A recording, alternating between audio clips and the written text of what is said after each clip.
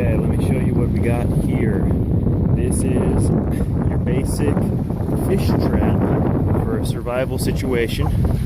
Each of these sticks are about 2 to 2.5 feet long, give or take. I've hammered them in mud, 6 inches or so, long enough so they'd be nice and tight in there. We've got the funnel right here to funnel the fish in, and then we've got the trap. And the idea is that when the fish comes in here, they'll come into the trap and they won't come out that funnel again. So what we're going to do is we're going to bait the trap, and we're going to come back tomorrow and we're going to see whether we catch anything. We're out here at Utah Lake. The storm's just about to roll in. We're just west of the river.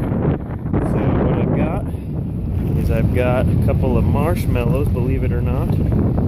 You can catch fish with marshmallows. I'm going to tear these up into smaller pieces. And I've got some corn I'm going to put in there as well. We're going for some carp. If you wanted a catfish or a white bass that are common out here in Utah Lake, you'd chop up some worms or some small minnows and you'd bait the trap with that. But we're going to see whether we can't catch a carp. So we will come back tomorrow and we will check the status of our trap.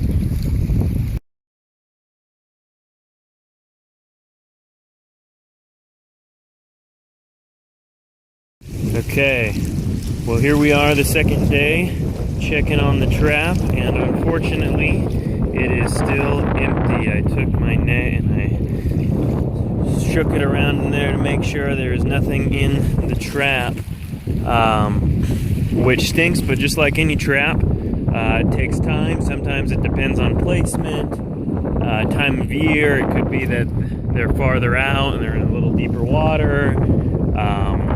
It's also been pretty rough the last couple of days. I mean, it could be any number of factors. But in any survival situation, you continue to try. So if I were out here surviving, I would set up more traps, or I would move this one. Another nuance to these kinds of traps, if you wanted to do a trap like this in the river, the funnel that you see here would have to be far larger, and you couldn't really bait the trap because of the current in the river. So then you would get in the water like I am right now, and you take a stick and you try and scare fish into the trap, and you'd have this with the current going in through the funnel, and that's how you would use this trap in a river situation. One of the other things about being in a river is because of the current, these sticks need to be really far into the ground, and if it's a rocky river bottom, that can be hard to do, which is part of the reason why I chose to set the trap here in the lake. But anyways, this is the fish trap, and I hope you've enjoyed it. Thanks.